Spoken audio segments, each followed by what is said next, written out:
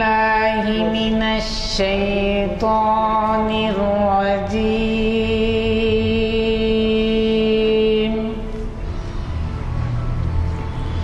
بسم الله الرحمن الرحيم.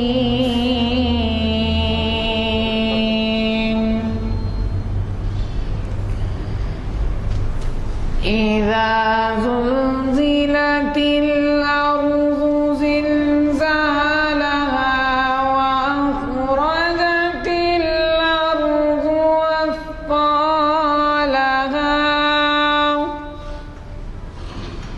وقال الإنسان ما لها يومئذ تحدث أخبارها بأن ربك أوحى لها يومئذ يصدر الناس أشتاتا ليروا أعمالهم فمن يعمل مثقال ذرة خيرا يره ومن يعمل مثقال ذرة شرا يره. صدق اللہ السلام علیکم. میں سید حامد حسینی سماجی کارکن حسب خواہش جناب غلام یزدانی صاحب کنوینر محافل مسجد گن فاؤنڈری اب آپ کی خدمت میں آج کا عنوان اور مقرر صاحب کا تعارف پیش کر رہا ہوں. آپ حضرات جناب محمد ضیاء الدین نیر صاحب سے بخوبی واقف ہیں. موضوع خود کے تجویز کردہ عنوان اختلافی مسائل میں اعتدال کی راہ پر روشنی ڈال رہے ہیں. ہماری آج کی یہ محفل شریعت انفارمیشن سروس 488 نشست بروز پیر 2013 مطابق 11 جمادی الاخر 1434 ہجری جامع مسجد عالیہ گن فاؤنڈری کے کانفرنس ہال میں بعد نماز مقرر ہو رہی ہے. حافظ و قاری عرفان احمد صاحب کی خوش الحمد خیرت سے آغاز ہوا. میں محترم جناب محمد ضیاء الدین نیر صاحب سے گزارش کرتا ہوں کہ وہ شہ نشین پر تشریف لائیں اور ہمیں اپنے خطاب سے سرفراز فرمائیں. بسم اللہ الرحمن الرحیم. یا ایھا الذین آمنوا اتقوا اللہ حق تقاتہ ولا تموتن الا وانتم مسلمون واعتصموا بحبل اللہ جميعا ولا تفرقوا واذکروا نعمت اللہ علیکم اذ کنتم اعداء فألف بین قلوبکم فاصبحتم بنعمته اخوانا وکنتم علی شفا حفرۃ من النار فانقذکم منها كذلك يبين الله لكم آياته لعلكم تهتدون ولتكن منكم أمة يدعون إلى الخير ويأمرون بالمعروف وينهون عن المنكر وأولئك هم المفلحون ولا تكونوا كالذين تفرقوا واختلفوا من بعد ما جاءتهم البينات أولئك لهم عذاب عظيم. صدق اللہ العظیم صدق رسولہ النبی الکریم ونحن علی ذلک من الشاہدین والشاکرین والحمد للہ رب العالمین. محترم غلام یزدانی صاحب سینئر ایڈوکیٹ، محترم کنوینر اجلاس اور عزیز دوستو، السلام علیکم ورحمۃ اللہ وبرکاتہ. آج کی گفتگو کا عنوان جیسا کہ ابھی محترم غلام یزدانی صاحب نے نماز کے بعد وہاں اعلان فرمایا کہ بہت ہی اہم ہے اور اکثر ہماری تنظیمیں، ہمارے قائدین، ہمارے لیڈرز، ہمارے خطیب، ہمارے امام سبھی اکثر اپنے مواعظ حسنہ میں، اپنے خطابات میں اس بات پہ زور دیتے ہیں کہ مسلمان آپس میں متحد ہو جائیں، ایک اور نیک بنیں، کامیابی آپ کے قدم چومے گی اور فلاں فلاں پتہ نہیں ہر اتحاد کے بینر کے نیچے ایسا لگتا ہے انتشار کی دعوت دی جا رہی ہے. تو میں اس لیے کہہ رہا ہوں ایسا کہ صورتحال کچھ ایسی ہوگی. لفظ اتحاد پر، لفظ اختلاف پر، افتراق پر ہم لوگ انتشار کا شکار ہو جاتے ہیں اور اس کے معنی کو صحیح طور پہ سمجھ نہیں رہے ہیں. اور دشمن کا یہ حال ہے کہ وہ کئی خداؤں کو مانتے ہیں، کئی ان کے جو ہے خدا ہیں، پتھر ہیں، شجر ہیں، حجر ہیں، جی ہر وہ چیز جو خوف دلاتی ہے اس کی پوجا کرتے ہیں، ہر وہ چیز جو نفع پہنچاتی ہے اس سے اس کی پوجا کرتے ہیں، اس کی پرستش کرتے ہیں. تو ان کے کئی خدا الگ ہیں. حتیٰ کہ آپ کے لنگایت فرقے میں لنگ کی پوجا ہوتی ہے، اور ایک کیرلا میں ایک فرقہ ہے، وہاں پر جو ہے یعنی عورتوں کے یعنی شرم و حیا کی انتہا ہوتی ہے کہ وہ ان کی پوجا.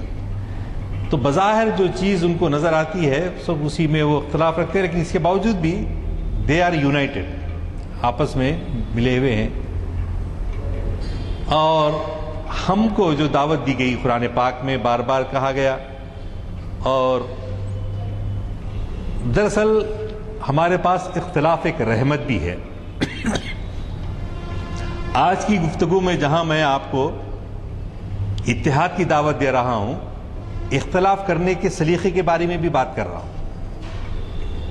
یعنی اختلاف اگر ہم کو کرنا ہے تو کس سلیقے سے ہم کو کرنا چاہیے، اختلاف کرنا بھی آنا.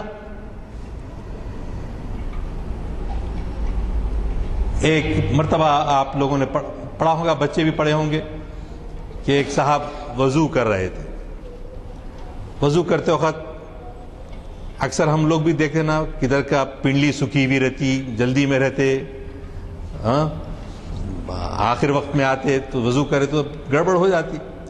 تو لیکن حضرت حسین رضی اللہ تعالیٰ عنہ دیکھ رہے تھے وہ صحابی کو، اور انہوں کچھ غلطیاں کر رہے تھے. تو جا کے ان کو نہیں بولے، ارے میں کون، ہاں، اور بہت ہی محبت کے ساتھ اس سے پیش آتے ہوئے کہتے ہیں اس آدمی سے، خطا کرنے والے سے، کہ دیکھو میں وضو کرتا ہوں، تم مجھے دیکھو میں کچھ غلطیاں تو نہیں کر رہا ہوں. اللہ اکبر. سامنے والے کو سکھانے کا جو احترام، آپ سامنے والے کو احترام کیجئے، اس کا دل جیتیے. اور اگر ہم رہے تو ہمارے علماء کرام خاص طور سے رمضان میں تو افطار کے قریب بہت بچپن میں دیکھا تھا، بہت دن ہوا، حیدرآباد میں اس سال دیکھوں گا شاید. رمضان میں افطار کے بعد جو غصہ رہتا ہے، ارے افطار جیسا قریب آتے رہتا ہے، پیشنس لوز کرتے رہتے صاحب. اور ہر چھوٹی بات پہ، بڑی بات پہ اس قدر یعنی بچوں کو ڈرانا تاکہ وہ دوبارہ مسجد کو جو ہے آنے سے پرہیز کرے.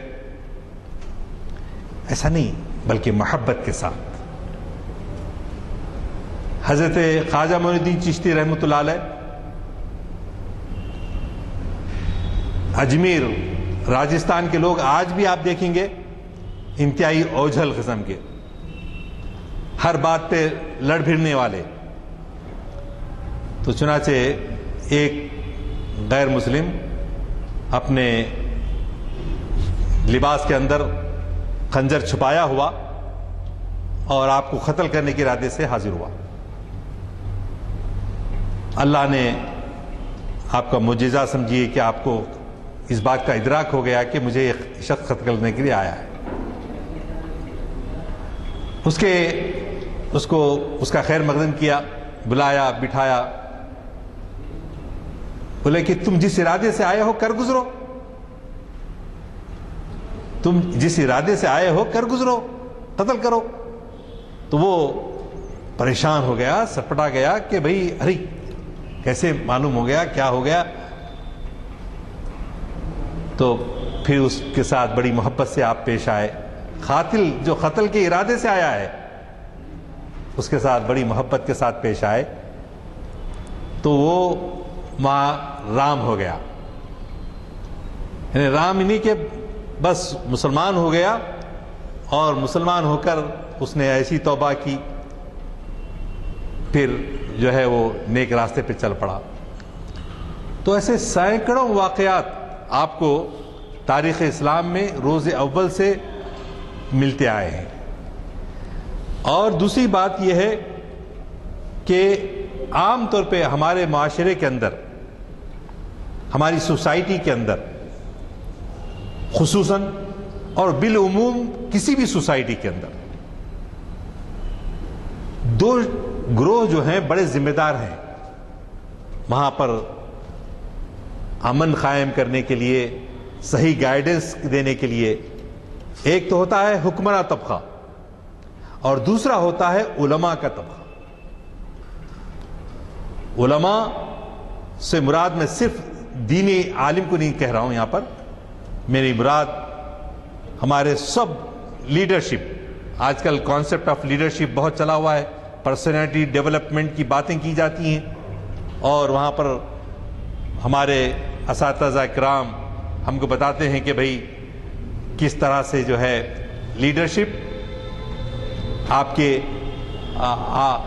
کہیں کام کر رہے ہیں، کسی یونٹ میں، کسی کارخانے میں، کسی انڈسٹری میں، کسی مکتب میں آپ کام کر رہے ہیں تو وہاں پر ایک آپ میں سے ایسا ہوتا ہے جو لیڈرشپ اختیار کرتا ہے، جس میں لیڈرشپ کے کوالٹیز ہوتی ہیں اور وہ آ کے جو ہے اپنے عملاء، اپنے ساتھیوں کے جو مسائل ہیں ان کو حل کرنے کی کوشش کرتا ہے.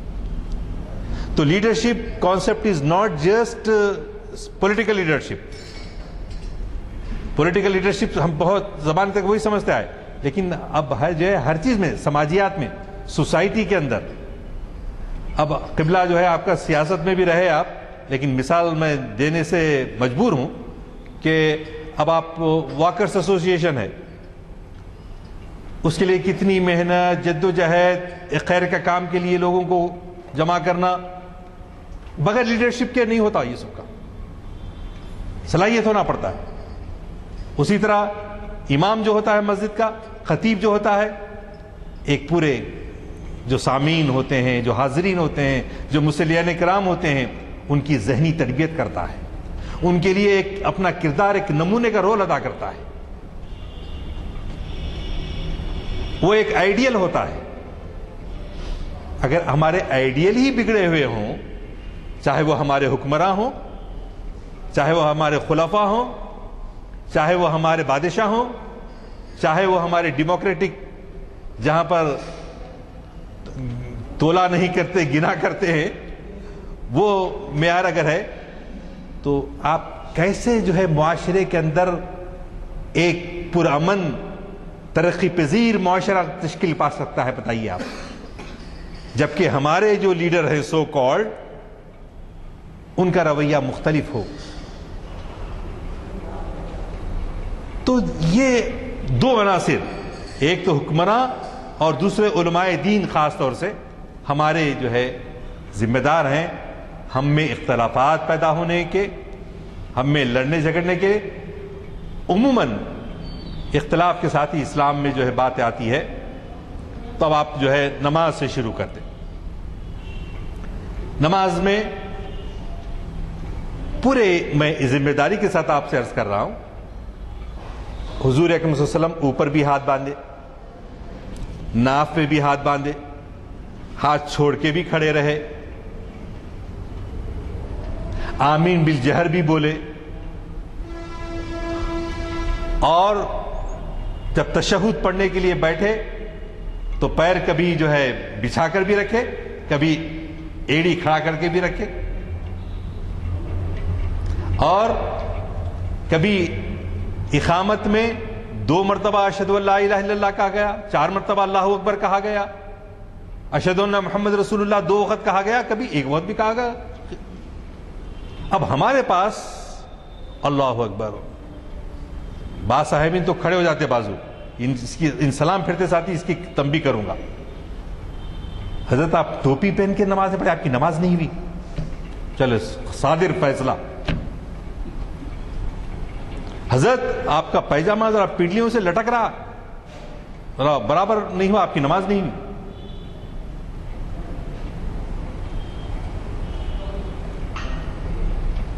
تو یہ حال ہم میں سے عام نا جن کے پاس علم جو ہے, معاف کرنا آپ لوگ پڑھے لکھے ہیں لیکن عموماً عوام میں اتنی گہرا معاملہ فقہی امور میں نہیں ہوتا ہے. تو لیکن اس قسم کی لینگویج استعمال کرنا کہ آپ کی نماز نہیں ہوئی, جی آپ نے فلاں غلطی کرتی. اور وہاں کیا حال تھے صحابہ کے درمیان؟ صحابہ ہی نہیں, تابعین, تبع تابعین, اولیاء اللہ, ان لوگوں کا کیا رویہ رہا؟ تب آپ بولیے کوئی جو ہے حقارت سے کسی کو کنڈم کریں گے آپ تو آپ کے قریب آئے گا. اگر آپ کو واقعی اسلام سے خلوص ہے, آپ چاہتے ہیں کہ ہمارا بھائی جو ہے جنت میں ہمارے ساتھ جائے, تو ہمیں خلوص, سراپا خلوص ہونا چاہیے, سراپا خلوص ہونا چاہیے. تو اس کے لیے رویہ محبت آمیز. جی تو ہم میں وہ ڈیولپ نہیں ہو رہا.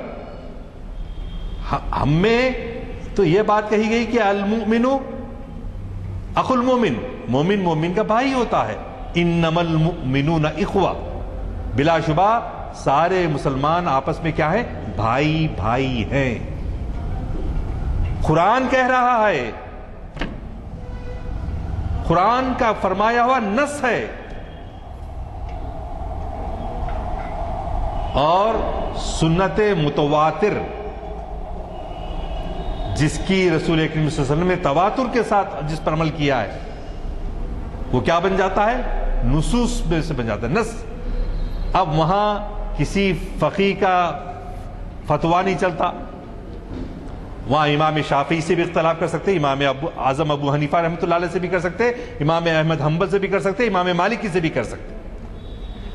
قرآن کی نص کے بارے کے خلاف انہوں نے مخصوص حالات میں جو ہے وہ فیصلہ دیا تھا. آپ کو معلوم ہے ہمارے پاس, ارے وہ شافعیوں کی مسجد ہے, پہلے تو وہیں چلتا تھا, وہ شافعیوں کی مسجد ہے, اور ہماری حنفیوں کی مسجد, پہلے یہاں تک ہی تھا معاملہ. شافعیوں کی مسجد میں اگر کسی کو نماز, کوئی آپ میں سے شافعی ہیں, تو ان لوگوں کے پاس فجر کی نماز میں پابندی سے قنوت نازلہ پڑھی جاتی ہے. دوسری رکعت میں سمیع اللہ لمن حمیدہ بول کے جب کھڑے ہوتے ہیں, اس کے بعد وہ دعا پڑھتے ہیں, جو ہم لوگ وطر میں اہل حنفی جو ہے وطر میں جو پڑھتے ہیں, حرم میں بھی پڑھی جاتی. تو وہاں بھی الفاظ دو مختلف ہیں, مگر دونوں بھی ملا کے پڑھتے وہاں امام حرم کے امام. ایک روایت ہم جو دعائے قنوت پڑھتے وہ حضرت حسن رضی اللہ تعالیٰ سے روایت ہے اس کی, انا نستعینک ونستغفرک ونؤمن بک ونتوکل علیک ونثنی علیک الخیر, یہ جو ہے ہم جو پڑھتے ہیں. لیکن وہ لوگ شافعی اور بھی دعائیں اس کے اندر جو ہے ملا کے پڑھتے ہیں. تو قنوت نازلہ امام شافعی رحمۃ اللہ علیہ ہمیشہ فجر کی نماز میں پڑھتے تھے, اور امام اعظم ابو حنیفہ رحمۃ اللہ علیہ کا یہ خیال تھا کہ اگر کوئی آفت مسلمانوں پہ آ کے پڑی ہے تو جب ہم کو یہ عشاء کی نماز کی دعائے قنوت کے علاوہ بھی ہم کو فجر کی نماز میں قنوت نازلہ پڑھنا چاہیے. ہے نا, اس میں قنوت نازلہ ہوتی کیا ہے؟ گڑ گڑا کے اللہ کے سامنے کھڑے رہ کے نماز کے واسطے سے اللہ سے ہم دعا مانگتے ہیں. تو امام اعظم ابو حنیفہ رحمۃ اللہ علیہ کیا کہتے تھے, ایسے ایمرجنسیز اگر آ گئی ہیں, کوئی حملہ آور ہو گیا ہے مسلمانوں پر, تو ویسے وقت جو ہے اس کو پڑھنا چاہیے. امام شافعی, تو دونوں میں کئی ہزاروں مسائل میں اختلاف رہا, ایک دو نہیں. حضرت امام اعظم ابو حنیفہ رحمۃ اللہ علیہ بغداد میں مدفون ہیں. حضرت امام شافعی رحمۃ اللہ علیہ بغداد گئے, اور فجر کی نماز وہاں پڑھنے کا اتفاق ہوا ان کو.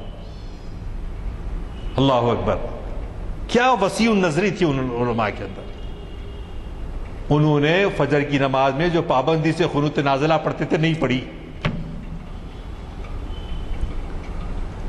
نہیں پڑھنے کے بعد شاگردان چھوڑتے.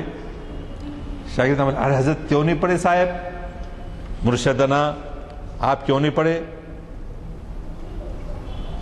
تو حضرت امام شافعی رحمۃ اللہ علیہ نے کہا جس امام کا مسلک وہ یہاں محو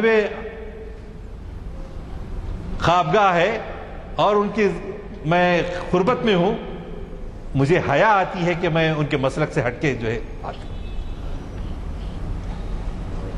یہ اتحاد و اتفاق، اختلاف رائے کے باوجود ہمیں یہ وسیع نظری ہے. پھر کون ہمارے اسلام کو دیکھ کر مسلمان ہوں گا بھائی؟ ہم اسلام کی دعوت دو، دین کی دعوت دو بولے تو مسلک کی دعوت دے رہے لوگ. میرا مسلک یہ ہے، تیرا مسلک یہ ہے. میں اہل حدیث ہوں، تم جو ہے اہل سنت الجماعت ہیں. نوبت این جا رسید کہ مسجدوں میں لکھ کر لگایا جا رہا ہے فلاں جماعت کے لوگوں کا یہاں پر داخلہ منع ہے. اور ایک جگہ میں چونکہ بہت سفر کرتے رہتا ہوں تو ایک جگہ گیا، شیموگا یا کدھر گیا، وہاں مسجد میں جو ہے لکھ کے لگائے جماعت ثانی بنانا ممنوع ہے،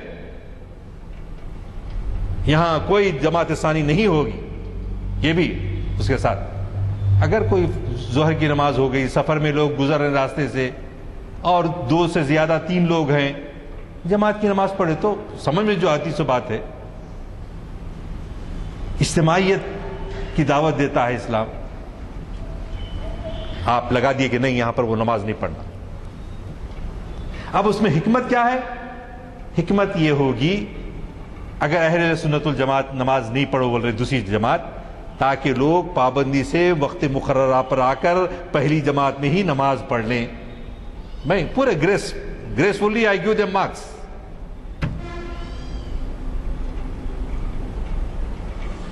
اور جو لوگ جماعت سے پڑھنا چاہ رہے ہیں وہ لوگ یہ بول رہے ہیں کہ بھئی ہم پہنچنے میں تاخیر ہو گئی اتفاق سے. معمول تو ہم وقت پہ ہے، کہیں 1:15 بجے ہوتی، کہیں 1:30 بجے ہوتی، ہم سفر میں ہیں، کہیں جا کے مل کے پڑھتے تو کیا ہوتا. چھوٹے بچے 809 سال کے ہم بچپن سے دیکھتے تھے، چھوٹے رہے تو ہمارے کو پہلی صف میں دوسری صف میں کھڑے نہیں دیتے، بچے پیچھے ٹھہرنا بولتے. کیوں؟ اس میں حکمت یہ تھی کہ بچے ہو سکتا ہے ان کی طہارت برابر نہ ہو اور ان میں وہ صبر، وہ نظم و ضبط امام کے ساتھ ٹھہرنے کا کرنے کا نہ ہو. ادھر دیکھیں گے ادھر دیکھیں گے، کچھ بھی گڑبڑ کریں گے. لہٰذا امام اعظم ابو حنیفہ رحمۃ اللہ علیہ ان کو پیچھے کھڑا کرو الگ. اب حرم شریف میں گئے ہم لوگ، جانا جب سے زیادہ شروع کرے آسان ہو گیا سفر، تو وہاں پر جو ہے وہاں کی مسجدوں کے اندر پہلی رکعت میں امام کے پیچھے بھی آگے کھڑے رہتا ایک بچہ. پہلی صف میں امام کے پیچھے آگے کھڑے رہتا ہوں. اور بعض وقت تو یہ رہتا گھٹنے سے نیچے جو اس کے پینٹی بھی پوری نیچے تک نہیں ہوتی. مگر کوئی بھی بچوں کو ڈسکریج نہیں کرتا. متاؤ وہ بچوں میں اتنی جرت رہتی، امام صاحب جب نماز پڑھ کے سلام پھر کے پلٹ کے بیٹھتے نا، کچھ اذکار ذکر کرتے ہوئے جا کے ان سے ہاتھ ملاتے، ان میں کریج پیدا ہوتی. اتنے لوگوں کے سامنے، مسلمانوں کے سامنے بچہ جا رہا آ رہا، اذان دینے لگا، بچے کو جرت پیدا ہوتی اس میں. تو there are plus and minus points, مگر اس کو غور کر کے جو ہے ہم تمام چیزوں سے حکمتیں دیکھنا چاہیے، مجموعی طور سے اس کی حکمتیں دیکھنا چاہیے. ایک دم فتوے نہیں کرنا، ارے گئی نماز تمہاری، ارے تم جو ہے کافر ہو گئے. کافر تو ایسے فتوے صادر ہوتے ہیں پوچھئے مت. حضرت صرف علماء کی مثال دے رہے بولیں گے آپ، خلیفہ مامون الرشید کے زمانے میں ایک عیسائی جو مسلمان ہوا تھا مرتد ہو گیا، واپس کرسچینٹی میں چلے گیا. دیکھا ہوں گا ہمارے حرکتوں کو دیکھ کے جائے. تو اب مرتد کی سزا کیا ہے جب اسلامی حکومت ہے؟ تو قابل گردن زدنی. تو مامون الرشید قبل اس کے کہ اس کو قتل کر دیتے، اس کا حکم دیتے، اس سے بات کی، اس کو بلایا، بلا کر پوچھا اے لڑکے کیا بات ہے، تم اسلام سے برگشتہ کیوں ہو گئے، کیوں نکل جانا چاہتے؟ تو اس نے کہا آپ لوگوں کے پاس بھی بہت جھگڑے ہیں بھائی. ہاں ایسے جھگڑے ہیں؟ تو بولے قرآن کی تفسیر بیان کرے تو انہوں ایک الگ بولتے، انہوں ایک الگ بولتے، ایسا. تو مامون رشید بولے تم وہاں جا رہے ہیں تو انجیل والوں کے پاس، ان کے پاس کون سی صحیح ہے؟ ان کے پاس بھی اگر تشریح اور تفسیر کریں گے تو اس اختلاف رائے ہوگا. تو اسی طرح قرآن کی تفسیروں میں بھی ہے اختلاف رائے. اور مسلمانوں کے دیگر معاملات کے اندر جیسا جنازے کی نماز میں کھڑے رہے تو اب جنازے میں دونوں سلام پھیرنا یا ایک سلام پھیرنا؟ ہم لوگ احناف یہاں رہنے والے دونوں طرف سلام پھیرتے، شافعی اور دوسرے مسلک والے ایک ہی طرف سلام پھیرتے. اور اس میں بھی اختلاف ہے، کوئی سورہ فاتحہ پڑھتا دعاؤں میں، کوئی سورہ فاتحہ نہیں پڑھتا. تو وہ بولا یہ اتنی یونیفارمٹی، اسلام ایک ہے، اللہ ایک ہے، رسول ایک ہے، قرآن ایک ہے، سب میسیج ہے، تو پھر یہ اختلاف کیوں؟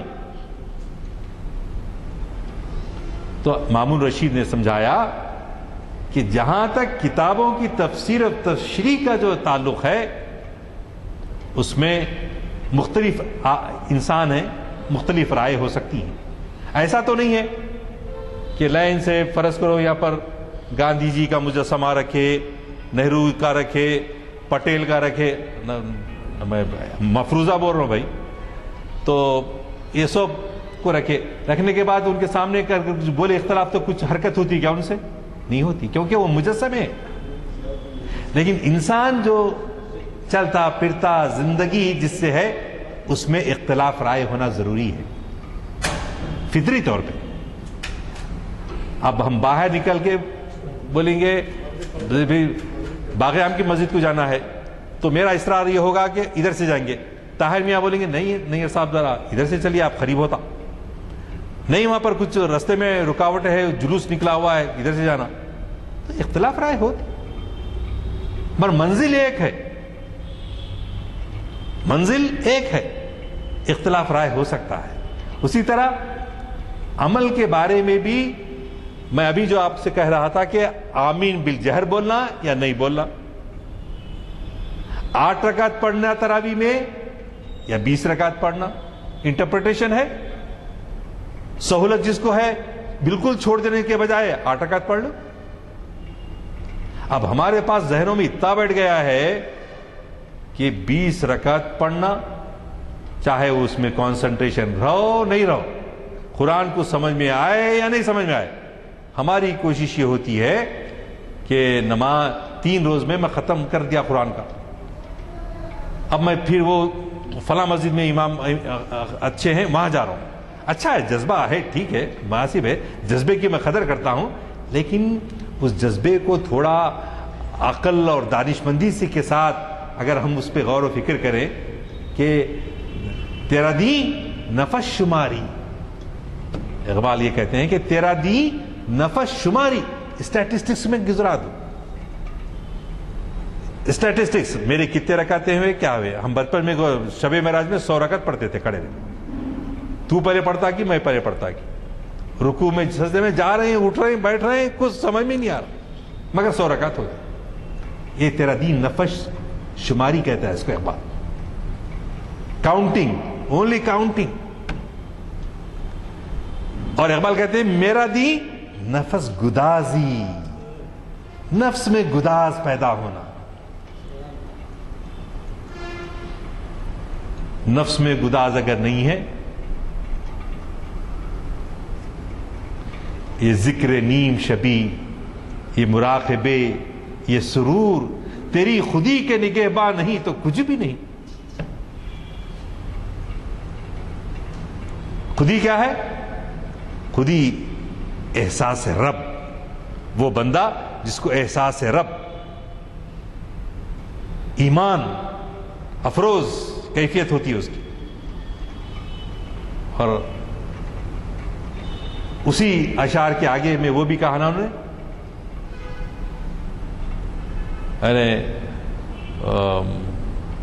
خرد نے کہہ بھی دیا لا الہ تو کیا حاصل، دل و نگاہ مسلمان نہیں تو کچھ بھی نہیں. تو دل و نگاہ کی مسلمانی کب آتی؟ اسٹیٹسٹکس سے نہیں آتی، وہ آتی ہے کیفیت، ایمان کی حلاوت. ہم لوگوں کا معیار ہی بدل گیا. ایک بالکل، اب میں آج جوک نہیں کر رہا ہوں، ایک حقیقی واقعہ بتا رہا ہوں. 76 میں پہلے ایک سال ہوا تھا، 75 پہ گیا تھا سعودی عرب. 76 میں ہمارے ایک دوست حیدرآباد کے آئے. حیدرآباد سے جو بھی آتا تھا وہ غریب ہمارے گھر کا پتہ دیتے تھے، لوگ آ جاتے تھے. 40 50 آدمی بھی جاب ملنے تک ایک جگہ رہ جانا کر جانا بڑا چلا. تو اس میں ایک صاحب آئے. آنے کے بعد ان کے سالے صاحب یا بہنوی صاحب بھی آئے. آ کے عمرہ کرتے ساتھی لوگ کیا کرتے تھے؟ پہلے مکے میں حاضری، مدینے میں حاضری، مدینے میں 40 نماز پڑھ لینا، 8 دن رہنا اور جو ہے آ جانا. وہ بیچارے آئے سو 1 مہینے کے اندر عبادتیں کر لیے، مکہ گئے، مدینہ گئے. قلب کے مریض تھے، انتقال ہو گئے. جنت المالا میں لے جا کے ہم ان کو سو، ہمارے دوست حیدرآباد سے آئے ہیں لہٰذا جا کے ہم تدفین کر کے آ کے گھر میں بیٹھے. تدفین کرنے کے بعد آ کے بیٹھتے نا، بیٹھنے کے بعد وہ دوست ہمارے باتیں کرتے کرتے اندر گئے، جا کے کیلکولیٹر لے کے رہے. کیلکولیٹر لا کے، نہیں صاحب انہوں پہلے حیدرآباد میں رہتے تک نمازہ نہیں پڑھتے تھے، سب چھوڑ دیتے تھے، یہ کرتے تھے. اب یہاں آئے، مدینے میں 10 دن رہے، مکے میں 10 دن رہے، وہاں 10 پنجے 50 یا 10 پنجے 50 نمازیں، ایک نماز کے 1 لاکھ ثواب بولا اللہ میاں. اب وہ کیلکولیٹ کر کے پورے بولے ان کی زندگی کے ساری نمازیں ہو گئے. وائے ناکامی متائے کارواں جاتا رہا، کارواں کے دل سے احساس زیاں جاتا رہا. تو یہ ہے کاؤنٹنگ، نفس شماری، نفس گدازی کیا فرق یہ ہے. ہم بازو کے گھر میں، پڑوس کے گھر میں کتنے دن سے فاقہ ہے، تڑپ رہے، ہم نہیں پوچھتے، نہیں معلوم. ہمارے رشتہ داروں میں کتنے لوگ بھوکے رہ رہے ہیں، کتنے بچوں کی تعلیم کو نہیں جا سک رہے ہیں، کیوں نہیں جا سک رہے ہیں، ہم کو اس کی کوئی فکر نہیں. بس میں اور میری بیوی دونوں جنت میں جائیں گے، یا وہ بھی نہیں ہونا بولتے کہ حور مل جاتی ہے دوسری بول کے. تو کیا ہے دین کا شعور، کیا ہے اسلام؟ اور ہمارے علماء کرام معذرت کے ساتھ ان مسائل کو کھول کھول کر نہیں بیان کرتے. وہ روایتی انداز سے بولیں گے، اپنے ہمارے سامعین کے دلوں کے اندر اس کی تشریح اس کو اتارتے نہیں ہیں. تو آج ہمارے درمیان جو 2 چیزیں ہیں، ایک تو حدیث میں آیا کہ رسول اکرم صلی اللہ علیہ وسلم نے فرمایا تمہارے بہترین لیڈرز وہ لوگ ہیں جن سے تم محبت کرتے ہو اور وہ تم سے محبت کرتے ہو. تم ان کے لیے دعائے خیر کرتے ہو، وہ تمہارے لیے دعائے خیر کرتے ہیں. اور تمہارے بدترین ائمہ یا لیڈرز وہ ہیں کہ تم ان پر لعنتیں بھیجتے ہو اور وہ تم پر لعنتیں بھیجتے ہیں. وہ تم سے نفرت کرتے ہیں اور تم ان سے نفرت کرتے ہیں. کہاں کی قوم بنے گی، کہاں کی ملت بنے گی، کہاں کی امت بنے گی؟ حدیث ہے. تو عزیزان گرامی، ہم میں، تم میں بہترین لوگ وہ ہیں جو امت سے اخلاص رکھتے ہوں، امت ان کے اخلاص کی قدر کرتی ہو. اسی کی وجہ سے ان کے لیے دعا گو ہے، ان سے محبت کرتی ہے، اور وہ امت سے محبت کرتے ہیں تو پھر وہ بہترین قیادت ہے۔ حضرت عبداللہ ابن مبارک پہلے انسان ہیں جو امیر المومنین فی الحدیث کہلائے جاتے ہیں۔ امیر المومنین فی الحدیث عبداللہ بن مبارک، اور عبداللہ بن مبارک کون ہیں؟ حضرت امام اعظم ابو حنیفہ رحمۃ اللہ علیہ کے شاگرد ہیں۔ اور انہوں کیا کہتے ہیں؟ ان کا کہنا، وہ میرا نہیں کہہ رہا ہوں میں، دینی معاملات کو کس نے خراب اور فاسد کیا؟ کہہ رہے ہیں علماء کرام نے خراب کیا۔ ان کے سر پہ جاتی بات، کیونکہ they are our leaders, they are our guide, ہماری رہنمائی کرنے والے ہیں۔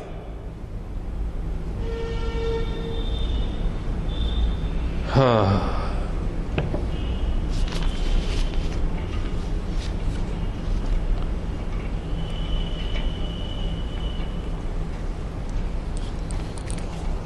آپ اختلاف ہوتا تو شخصیتوں کے اندر کیسا جو ہے وہ کرتے تھے؟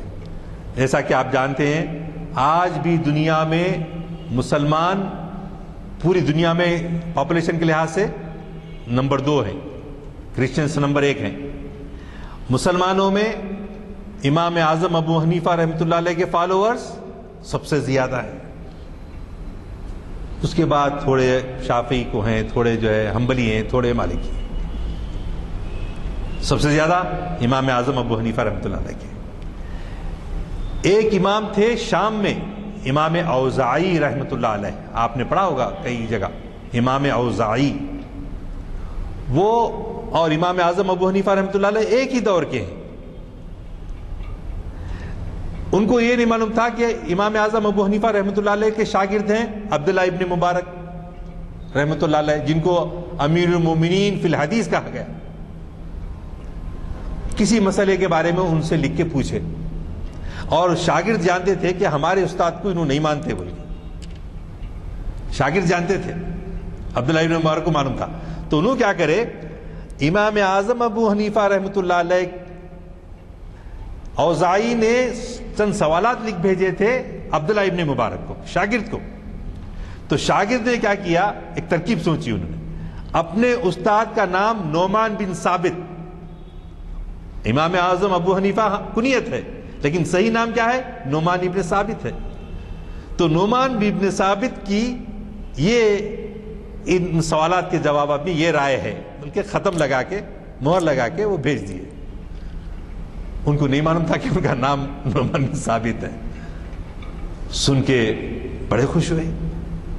حج میں ان کی ملاقات عبداللہ ابن مبارک سے ہوئی، تو عبداللہ ابن مبارک کہا امام اوزاعی سے، آئیے آپ نعمان بن ثابت سے ملیے۔ تو نعمان بن ثابت کو ملایا اور بتایا کہ یہی تو امام اعظم ابو حنیفہ رحمۃ اللہ علیہ۔ تو وہاں ان کی دانش مندی کی داد دیتے ہوئے ایک دوسرے کو جوڑنے کی جو کوشش کرتے تھے، شاگرد علماء کرام آپس میں۔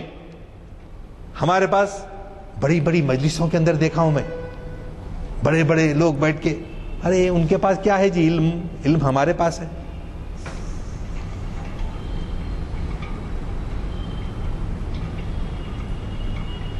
ارے ان کی خانقاہ بڑی نہیں ہے، خانقاہ ہماری بڑی ہے۔ ایک ہی مسلک کے ہیں، ایک ہی مسلک کے ہیں، لیکن ہم جو ہے خود پسندی اور میں کیا کیا الفاظ استعمال نہیں کرنا چاہتا، لیکن ہم لوگ اس میں گرفتار ہو کے رہ گئے۔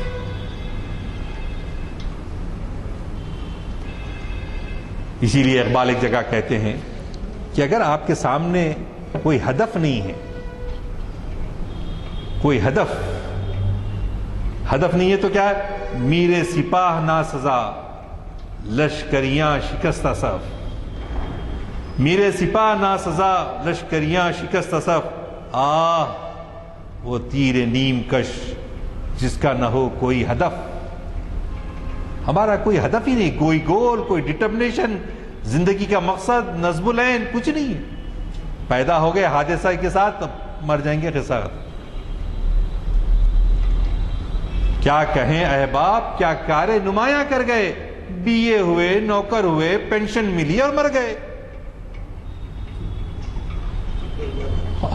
اور اس کے سوا ہم کریں کیا کارنامہ کریں؟ دین کی سربلندی کے لیے کیا کیے؟ انسانیت کی خدمت کے لیے کیا کیے؟ عیش پسند معاشرہ ہمارا ہوتے جا رہا ہے، اور ایسے معاشرے کے اندر اہل حیدرآباد اچھی طرح جانتے ہیں آج سے 1948 تک 52 اور 55 اور 10 65 سال پہلے حضرت قبلہ کا وہاں ایک فلیٹ بھی ہے بچے کا یا بچی کا، اس سے ذرا آگے کس کا وہ دیوڑی تھی، وہ وہاں پر رات رات جاگتے تھے، شراب لے جاتی تھی جی، اور ایک سے ایک کھانے، اس کی لطافتیں آپ نے اگر وہ در کچھ ہے نا وہ کتاب کا نام، وہ اگر آپ پڑھے، صدق جائسی نے لکھا ہے نقشہ پورا،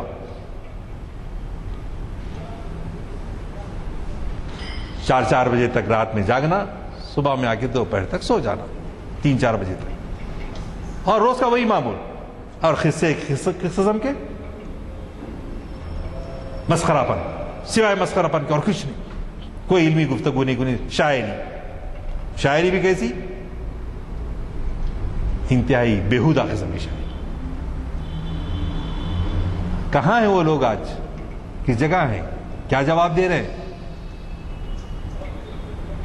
اور اسی معاشرے کے اندر جیسے ہمارے لیڈرز تھے، عوام میں بھی وہی تھا، 15 دن کی شادیاں اب 3 دن کی، 2 دن کی، 5 دن کی ہو رہے ہیں اس وقت، اور ہمارے سارے لوگ مسلمان نوکری کرتے تھے، زراعت نہیں، تجارت نہیں، پوری زمین غیروں کے حوالے، پولیس ایکشن آتے جاتی نوکریاں چلے گئے، وہ لوگ آئے آ کے نوکریاں سے نکال دیا، اور اپنے لوگوں کو بھرتے، بڑے بڑے لوگوں کو نکال، معظم حسین صاحب کو نکالے، ان کو صاحب کو نکالے، ان کو نکالے سب، باقر حسین قریشی صاحب کو نکالے سب، اور حیدر صاحب کو نکالے، محمد حیدر عثمان آباد کے کلیکٹر، بڑے بڑے لوگوں کو نکال کے، اب جب حکومت بدلتی ہے تو سب تمام چیزیں ہوتی ہیں۔ تو اتنا نارتھ انڈیا کے اندر کیا ہو رہا ہے، ہمارا تجزیہ کچھ ہمارے پاس نہیں تھا، اتنی بے حسی ہم میں تھی۔ میں نظام کے واسطے سے ایک بہت تاریخی جملہ کہتا ہوں، آپ ذرا اس کو غور کر کے جواب دیجئے مجھے۔ میں آصف صابے کو ہمارے عظمت رفتہ کا آخری تاجدار کہوں، یا عہد نو کا ایک تعمیری کردار کرنے والا ستارہ کہوں؟ کیوں عہد نو کیوں؟ عہد نو کہ انہوں نے عثمانی یونیورسٹی قائم کی، اور غفلتیں جو ہوئیں اس بات کا سمجھ رہے تھے کہ برطانیہ کا یار وفادار ہے، لہذا ان لوگوں نے ان پہ بھروسہ کر کے بیٹھے رہے، ٹائم گزرتا چلا گیا، اور جو ہے آخر جو ہونا تھا اتنا آگے کا دیکھ نہیں سکے۔ ابھی مودودی صاحب کا ایک مضمون اس بارے میں آپ پڑھ سکتے ہیں، کتاب بھی ہے، بہادر اعظم جیسی قیادت نہیں تھی، انتقال ہو چکا تھا۔ تو میں اب اس تفصیلات میں جانا نہیں چاہتا، لیکن میں یہ بتانا چاہتا ہوں کہ اگر ہم غافل رہیں اپنے دور سے، اپنے معاشرے سے، اس کے مستقبل سے اور ماضی سے سبق حاصل نہیں کریں، اور تو اس میں کیا ہوتا ہے، آپس میں اختلافات بڑھتے ہی چلے جاتے ہیں، اور آپس میں دست و گریباں ہو جاتے ہیں۔ زندگی کا مقصد اور نصب العین جو ہے صرف کھانا کمانا پینا جو ہے ہو کے رہ جاتا ہے۔ خندزن کفر ہے، احساس تجھے ہے کہ نہیں؟ ہماری اس حالت کے اوپر کون خندزن ہے؟ کفر خندزن ہے۔ دعوے تو بہت بڑے ہیں، لیکن تم کیا کرتے ہو؟ حضرات کس طرح سے آپ دیکھو، بے نفسی کا معاملہ اگر آپ دیکھنا چاہتے ہیں تو کئی واقعات بھی، لیکن ہمارے علماء کرام کے لیے، ہم سب کے لیے اس میں عبرت ہے، سبق ہے. حضرت عمر رضی اللہ تعالیٰ عنہ رات کی تاریکی میں نکلتے تھے اپنے دور خلافت میں، نکل کے یعوس باللیل، عربی میں کہتے ہیں کہ رات میں گھومنا، کہ کہیں بستی کے اندر کوئی پریشان حال تو نہیں ہے، کسی کے کیا مسائل ہیں. ایک صبح 3-4 بجے کے وقت پہ گھر کے قریب پہنچے تو گانے والی کی آواز آ رہی ہے. ارے یہ کیا ہو رہا ہے مدینے کے اندر؟ حضرت عمر جو ہے ذرا اونچے پورے تھے، نظر نہیں آتے، ذرا جھانک کے دیکھے، اور جھانک کے دیکھ رہے ہیں کہ کیا ہے، شراب بھی چل رہی ہے اور کوئی عورت گا بھی رہی ہے. تو حضرت عمر رضی اللہ عنہ کو غصہ آیا اور دیوار پھلانگ کر جو ہے اندر چلے. اب وہ جو صاحب تھے جن کے پاس یہ چل رہا تھا، شراب بھی پی جا رہی تھی اور گانے والی گا بھی رہی تھی، تو بڑے اچھے ان کو ذہین تھے. تو انہوں نے کہا اے خلیفۃ المومنین، میں نے 2 غلطیاں کی، قرآن کی روح سے میں نے 2 غلطیاں کی. ایک تو میں نے شراب پی، دوسرے میں گانا سن رہا ہوں ایک نامحرم کے سامنے، میں اس کا اعتراف کرتا ہوں. لیکن قرآن کی روح سے آپ نے 3 غلطیاں کی. اللہ اکبر. کون؟ حضرت عمر، اس زمانے کے جلیل القدر. ایک تو آپ نے کیا کیا؟ تجسس کیا، آواز سن کے تجسس، کسی کے پیچھے تجسس کرنے کی. سورہ حجرات کی اگر آیت پڑھیں گے، یا ایھا الذین آمنوا لا یسخر قوم من قوم عسى ان یکونوا خیرا منہم ولا نساء من نساء عسى ان یکن خیرا منہن ولا تلبسوا ولا تنابزوا ولا تجسسوا. آپ تجسس نہ کریں، کسی کی برائی کے بارے میں تجسس نہیں کرنا چاہیے. تو آپ سے یہ پہلی غلطی ہو گئی، آپ نے تجسس کیا.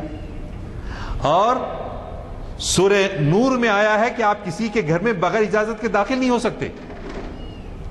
آپ جو ہے بلا اذن جو ہے داخل ہو گئے، آپ کی دوسری غلطی.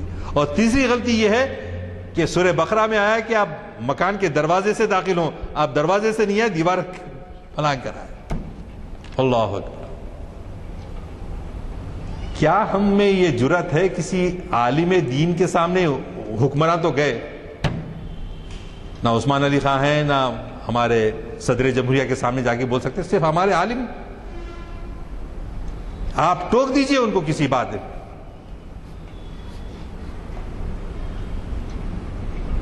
باقی نہ رہی تیری وہ آئی نہ ضمیری. واہ، آج کا حاصل گفتگو ہے یہ شعر.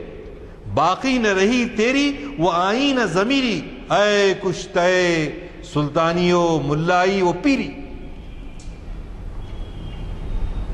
کہاں ہیں ہمارے عالم لوگ؟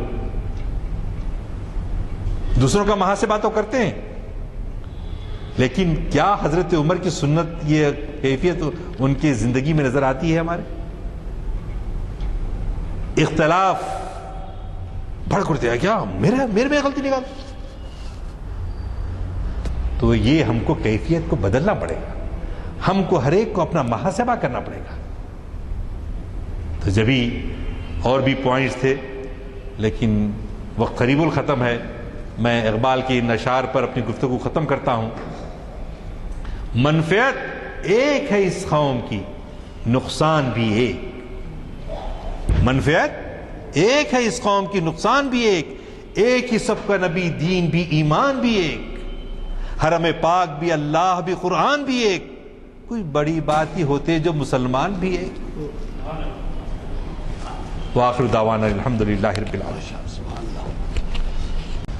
آج 22 اپریل ہے. 21 اپریل کے بارے میں میں کہہ رہا تھا، علامہ اقبال کی رحلت کا دن ہے، اور ظاہر ہے کہ اب چہارشنبے کے دن ہم جو کچھ خراج عقیدت ہے پیش کریں گے. لیکن آج ہمارے سامنے ایسے مقرر ہیں جو جانتے ہیں آپ کہ صدر یعنی تعمیر ملت کے جو شاخ ہے اقبال اکیڈمی، اس کے صدر بھی ہیں آپ. تو اتفاق دیکھیے 22 اپریل کو آج حالانکہ اقبال شناسی کی محفل نہیں ہے، لیکن اللہ کا شکر ہے کہ آپ نے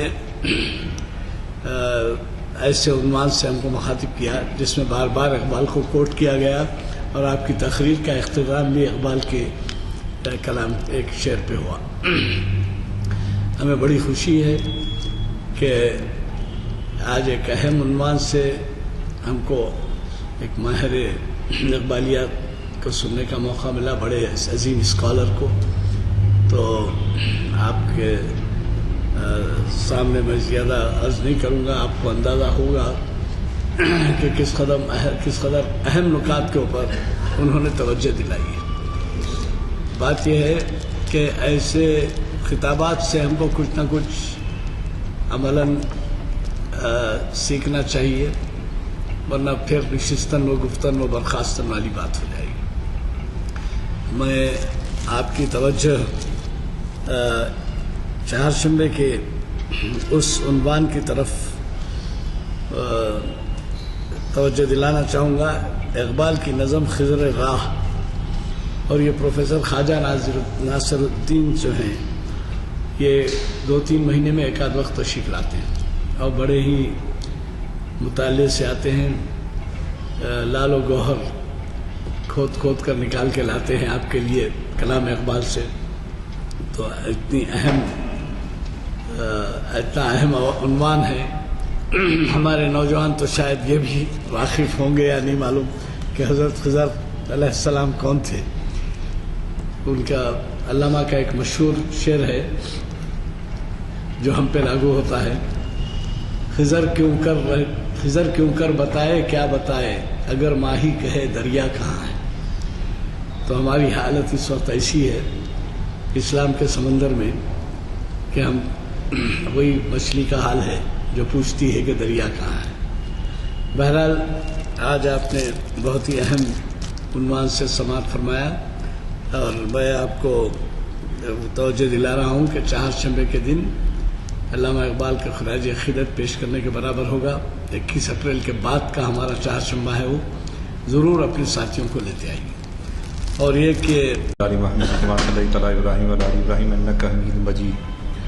اللهم بارك على محمد وعلى آل محمد كما باركت على إبراهيم وعلى آل إبراهيم إنك حميد مجيد. ربنا ظلمنا أنفسنا وإن لم تغفر لنا وترحمنا لنكونن من الخاسرين. آمین.